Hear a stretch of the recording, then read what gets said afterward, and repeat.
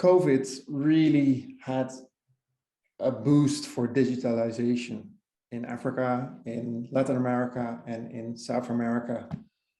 It led to many new platforms and apps, but is digital really the holy grail for developing the global south?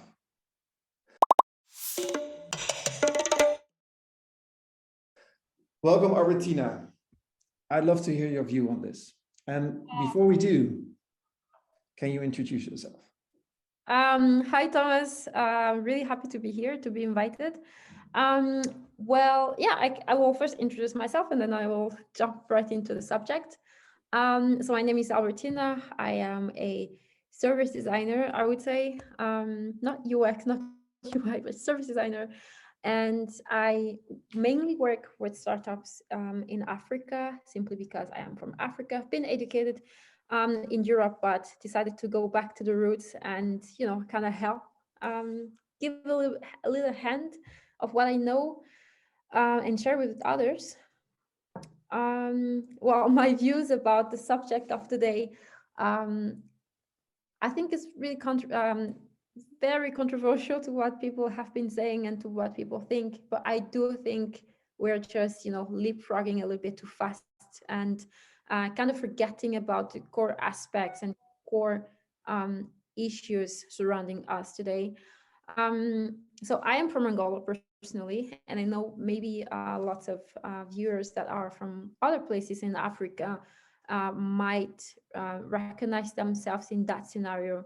So you have a country, which is just starting to get to know digital because they've been forced by, just like you said, COVID, we've been forced to collaborate remotely. We've been forced to, create apps and, come up with new ways of interacting, working, playing, sharing digitally, other than, everything that we already know about. So Facebook, Instagram, etc. So if people have been looking for ways to interact, learn, etc., differently, and they've come up with many solutions. But is it really the solution that we're looking for and that we need today? On my side and in Angola, I can come up with tons of examples of startups that have been born in 2020 or 2021 and that are now basically dead, because they do not have the ecosystem that is needed to actually evolve. They do not have the know-how or the expertise that is needed to actually grow. So you have a good basis and you have people who have a lot of willingness, who have great ideas, but they're missing the playground. It's just like you have a kid and he has lots of imagination but he doesn't have a place to play and he doesn't have toys to play with. So that really simply, I think it's a bit of that, have people with great ideas, great minds, great initiative, but they're really missing a place to make that flourish and grow. So you see a lot of entrepreneurs. You have been working a lot as a coach as well, right? With a lot of Yeah. FinTech startups. And you see that a lot of entrepreneurs, they jump in the solution being digital. Is that Yeah, indeed I what mean, you see? But if you just, maybe you can share a bit more data on how many people are actually ready to be digital in Africa. And I think Kenya might be different from Angola. Angola might be different from Nigeria. So it's not like Pan-African, but do you have any data on how ready people are actually to go digital? so in Angola, there's a study that has been published by the BNA, so the National Bank, that says that 2 in 10 people are ready for, mobile banking and that sort of um, digitalizing the money or digitalizing wallets. So that's not a whole bunch. That's not a whole bunch. I mean, 2 out of 10, it's not a lot of people. And, I believe that 2 out of 10 is really just, the people that are already used to it, that travel a lot, that are in contact with digital means or digital products every day. But the question is, what about the eight, the eight that are, just standing there, like looking for what is a digital wallet and what is a digital product and how can I use it to improve my life, to make my life easier. So I think that's the people that we need to focus on, at least in Africa. I'm not talking about other markets. I'm not talking about Europe, America, Asia. I'm talking about Africa. And I think in Africa, to be able to solve those problems, we actually need to solve why are those 8 people not interested or they don't know about those digital means, right? Okay, so how come entrepreneurs still jump into that space of digital if they kind of know, or maybe they don't know, that it's 2 out of 10 only, but why do they jump into the digital space as a solution to the problems that they are aiming to solve? Listen, it's trendy. It's trendy. I mean, as simple and basic as it sounds, it is trendy to come up with a digital solution. It is trendy to say, hi, I have a startup, and we have this app and it's pretty cool, and it does this and that. So it's really just trendy, and I think people just also going to digital means because it's the easiest solution. You can just come up with an app, another app, and add another app, another website, and come up with that kind of solution, um, instead of targeting something much bigger that is like the core issues. Okay, so I have that app, but I actually don't have that system to help me with my app. So what if I come up with a solution for that kind of things, like instead of just coming up with another app, what if I come up with a solution to help this app function? And that's a whole other fish, to eat and to take on. So I Can you give a concrete example? of this, you mean? Yeah, for instance, is there an example where you think, hey, this is where an entrepreneur should step into instead of just building an app? What are the opportunities to break this or to fix this ecosystem? So for example, I was working with some entrepreneurs in Angola, and they wanted actually to come up with a digital banking system. So that was one of, or the second job that I had in FinTech, in only in Angola. And um, so our issue was there was just no regulation towards the digital money or digital wallet. And so we actually had to like start looking into, okay, so how do we make our solution viable? Because there is no regulation, there is no actual system in the country to make our solution work. So we actually had to tackle that first, look into what South Africa did, because they're quite in advance with that kind of stuff, what Kenya did, and really look into, okay, so we can't build our solution until we found something that is the system in which our solution will operate. So we actually had to find out about that space first, and then start jumping into the solution. I'm not part of the team anymore, but from what we did is really about looking into the system and how can the different people, so the government, technology service providers, telecommunication providers, help us come up with our solution and build our product. And that's something that wasn't there at the time. I believe now, and I know that now it's been built, and they're still working on that. But I think for many digital products, that's the issue. We don't have a system in which we can actually operate. We don't have anything that we can, like, not anything, but we have very few solutions that we can rely on to make our products work. So if an app is created, but there is no supporting or enabling environment, the app will be a failure by default. Definitely it will at the end of the day, it will just crumble, and you might, you will end up with startups who have great ideas and will operate for 6 months or 1 year, and then at the end of that year they can't go much forward because they don't have like a supporting system for their product to continue and grow. And I think that is really, really the key.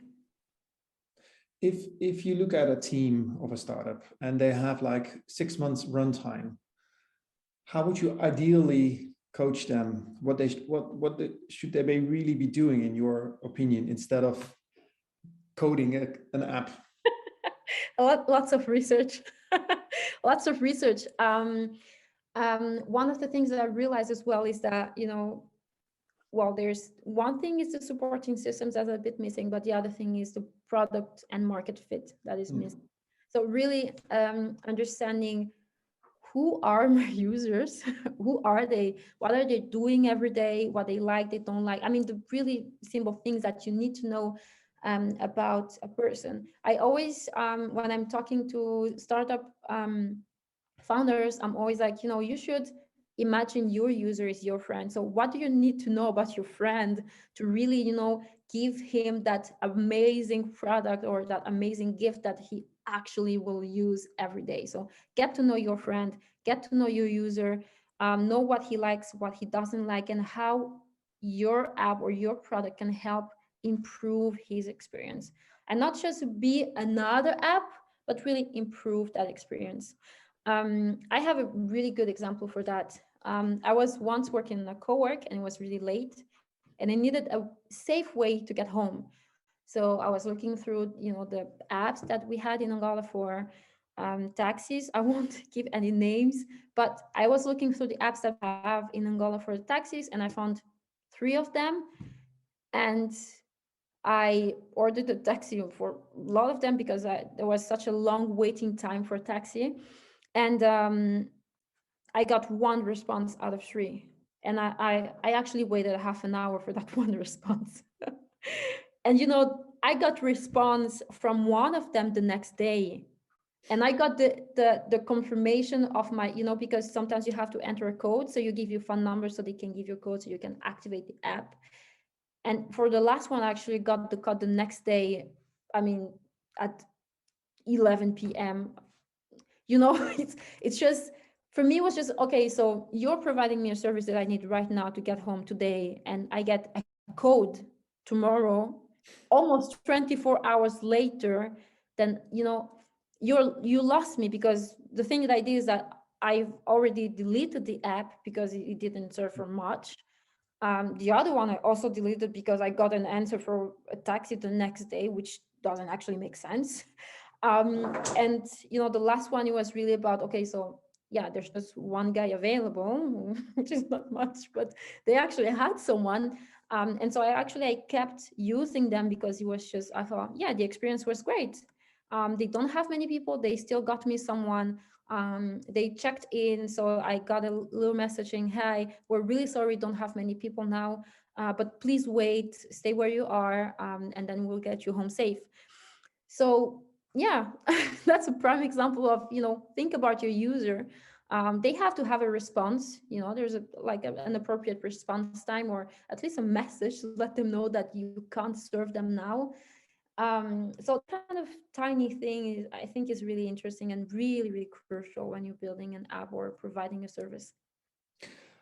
So as a community of human-centered design professionals, being Proportion Global community, what role do you see for professionals in design, in terms of how can we play a role in capacitating these teams?